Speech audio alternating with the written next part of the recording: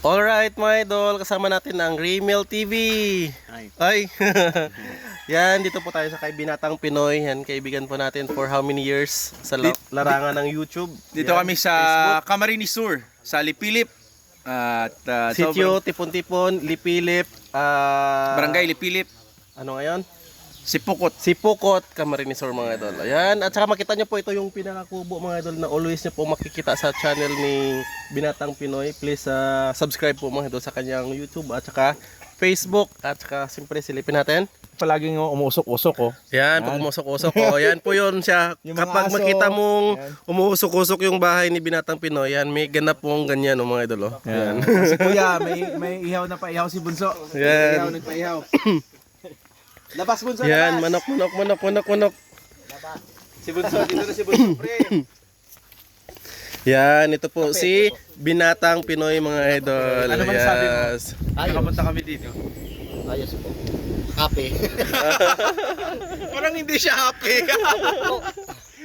na ano Masaya. lang, starstruck. Tawag nito yung kauna-unahang vlogger na nakapunta. Oy. Meron naman napunta dito pero yung ano lang, para maliit lang talaga. Pero yung kaya sa inyong malaking vlogger. Ay, hindi naman. Ay. Hindi malaki na yun para sa amin. Opo. Yes, si si Binatang Pinoy is nasa 70,000 plus Tulungan natin subscribers para mag-100,000. in Para umabot ng 100. YouTube. Ayan. Yes. At saka syempre yung mga ganap dito, ito mga idol. Pinaka ano kasi, hello po tita, hello po tito, ayan o, nag-prepare po sila. Ayan, so kapag umuusok-usok po yan sa bahay ni Binatang Pinoy, makita po sa YouTube niya. Yan, may mga ganap na mga luto-luto, kagaya niyan mga idol. Ayan, So, siyempre ito. Native. Naku, Gagataan. madidisgrasya pa to mamaya. Gagataan daw yun kasi ano yung delicacy nila yung may gata. Yung may Saka gata, dito sa Bicol. Ayan, adobo sa gata. Madidisgrasya ba yan mamaya? Opo. Nako. Maya lang. Serbol na yan. Ayan. Dito sa harap, ano makikita natin dito, Bunso? Ayan, tour mo kami. Wala na. Wala Ito, naman. may mga papaya sila pero lalaki. Oo. Nung nakaraan. Hindi marami. nagbubunga yan, di ba? Oo. Ito Ay, sili. sorry. Ito maganda ito nung nakaraan kaso ano na. Ano ba usual dito sa Na-dehydrate. ano, sa mga sa inyong lugar? Lahat ba talaga may puno ng sili? Kasi mahilig kayo sa Oo, sili. mahilig. Pero hindi naman lahat na bahay meron. Oo. Yung mahilig lang magtanim. Sa harvest na to ni Tito, punong-puno yan. Oo. So isasali yan sa luto mamaya. Oo. Ayan yung magpapaanghang Yung sa mamaya. baba, bakit may tanim kayong gabi? Halaman kasi siya. Mhm. Ginawa namin halaman yan. Kasi maganda talaga to. Pang-ulam Oo. din yan, di ba? Oo. Nagbablog ako dito, kinukuha ko yung ganito. Masarap siya.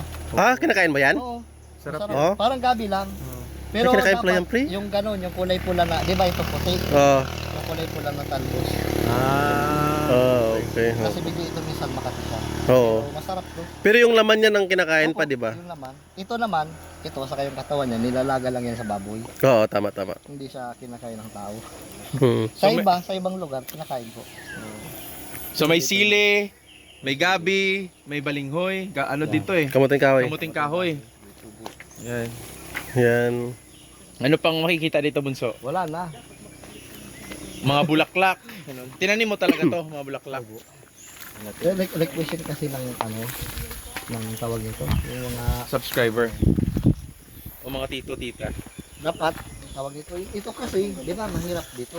Yang ito, ganyan lang, parang ganun lang. Pag umuulan, lumilitaw yung ano. Bato. Oo, kaya dapat may ano siya. Pagkapalin mo muna yung ganyan, yung grass. Bago mo ano. So, pag kaya naulan, lumalabas yan. Ayan. Wala kang ano. May mga papaya din, oh. Grabe. Ayan, kung nabutan nyo, hanggang baba ang bunga niya nung nakaraan. Oh, yan ang papaya. Kailangan Oh. pala yung partner. So ito yung makikita pag sa harap, oh. Yan, ito. So, ito, garahe naman ito. Garahe ng ating ano. So ito katas na ba ito Sakyan. ng ano? Katas na ng pag-YouTube. Oo. Pag magiging vlogger. Kaya salamat sa ano, Sa YouTube. sa mga taga-suportang solid. Yun. Yan, bunso or... Nung una po, kalabaw lang yung sinasakyan ko. Oo. Ngayon, ADV. Ito na. Oo. Wow, congratulations. Thank you po. Sa mga magtatanong, sino nga ba si Binatang Pinoy at saka paano po kayo nag-start na maggawa ng content sa inyong muntik na Dito maliit na kubo na yan? Paano? Yes. Paano kayo nagsimula? Parang ano lang din, yung normal na ano, normal Dito na. tayo background oh. Dito maganda. Diyan oh. Yan. Dito. Ata. Yes. Sino nga ba si Binatang Pinoy? Pakilala mo sa mga hindi nakakilala ng Pangalan channel. ko ba? Ay, Ano yung mga content na ginagawa mo? tawag Ayan. nito, yung content ko po ano lang, tawag nito, yung buhay probinsya, yun lang talaga. Kung ano yung ginagawa ko dito araw-araw, kung ano yung mga kinakain namin, yung mga niluluto, yun po yung ano, nasa ano ko, yung laman ng vlog sa YouTube. Ayun. Opo.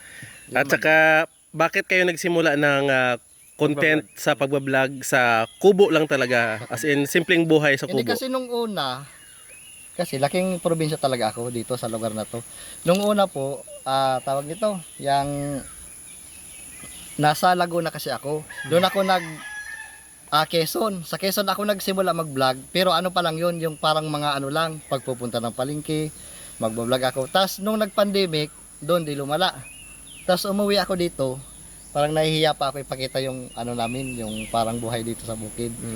Tapos, ginawa ko dito, nag-travel muna ako, nag-travel vlog, tapos nag-cooking, tapos ano, comedy, walang nangyari. Tapos, bigla ko naisipan na ano, na yung mag-vlog ako ng kung ano yung buhay namin dito. Yun, nag-click siya. Kaya hanggang ngayon, tinuloy-tuloy ko lang. Pandemic blessing. Oo. Ayun. Kasi yung pandemic talaga may malaking naitulong. Oo. Ayun. Kaya ngayon, nasa 70,000 almost.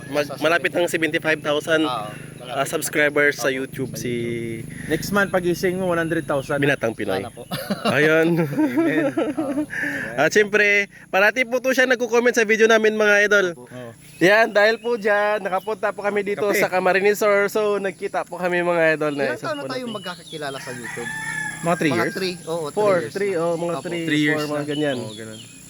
Tama kasi pag start na magpa 5 years na kami ni Part eh. So, ganun. Yan. Parati po to siya nagko-comment so before yung channel niya, kung nasundan niyo po simpleng buhay ni Bonso. Ayan, more content sa mga ganito yung kubo. Kaya nagpiprito pa to ng sardinas Kung ano yung mga produce nila sa farm, yan niluluto niya. Yes, mga tuyo, ayan, kung ano lang yung para more on luto-luto, linis ng kubo, tapos mga activity all around sa kubo yung mga content niya. Actually, ito partner, ito yung second na kubo niya daw. Sa kabila yung first na kubo. Pinakauna. Meron pa ako yung pinakamaliit talaga, yung pinakauna doon. Tatlo na pala to. Pangatlo na po ito. Pangatlo. Kumbaga, yung pinakamaliit, yung ginawa lang, maliit pa dito. Yung pangalawa, yung pinahiram sa akin, ito, ako na pangatlo. yung nagpagawa. Kasi yung una mong kubo na maliit, ano pa yun parang walang mga masyadong bato, tapos green pa ang mga damo sa paligid.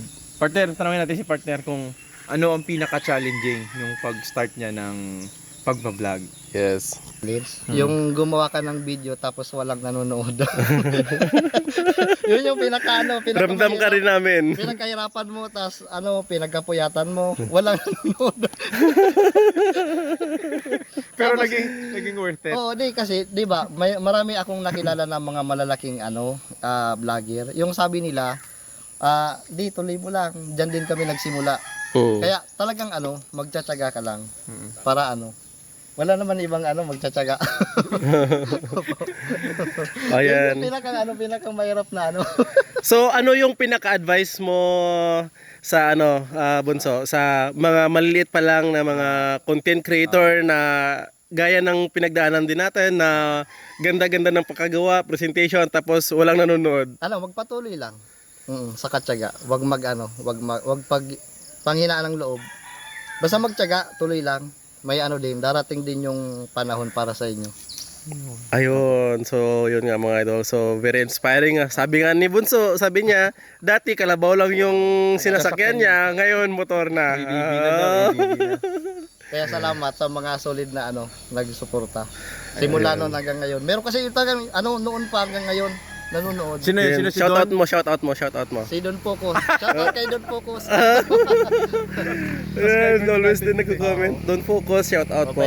Nakilala ko kayo doon kay Joan Basalan. Yes, yung Oo. Sabto-Sab, Joan Oo, Basalan. nag-live yun. At saka kay Ate Lani, yung familiar kay Ate Lani. Oo, kay Ate Lani. Yan, kasi before sub to sub po kami, and then napunta sa may mga GC kasi yun na magla-live. nakilala namin si Bunso po doon. Bata pa ako na 3,000 nata yung ano ko noon, yung bahay. Oh yes. Pero ngayon iba na. 100 na. Congratulations, Bunso. Thank you po, kuya. Nakaka-proud. Shout out Joan Basalan. Ayan. Grabe. Ma'am Lani.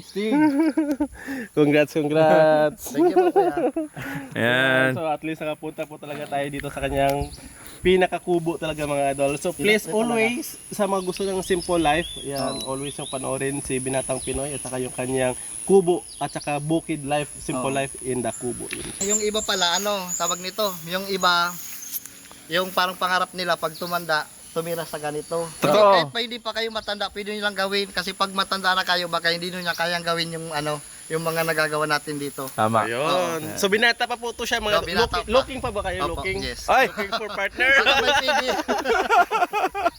Ayan. Nakaka-inspire dahil talagang sobrang genuine ni Bunso. Second time na Sobrang po namin bait. nakita. Oo. Ayan. So, Mabait po, mahihain lang. yan, please subscribe niyo po si Binatang Pinoy. Thank you po. Yan. So, maraming salamat sa inyo matutuwa mga Inday. Maraming salamat sa pagsama. So, kita-kits tayo sa susunod na video. Igagala pa kami ni Bunso. Pupunta pa kami ng isla dito na sikat sa kanila. Puro island. Ayan. Hoy! Sa Puro Island. Tapos magluluto pa sila. Magbibideo pa siya. So, magpaalam na tayo. Yes. Bye-bye po. Kaway-kaway mga tutuwa mga Bye-bye. Inday. Kita-kits. Welcome Yay. to Binatang Pinoy Small House. Alright.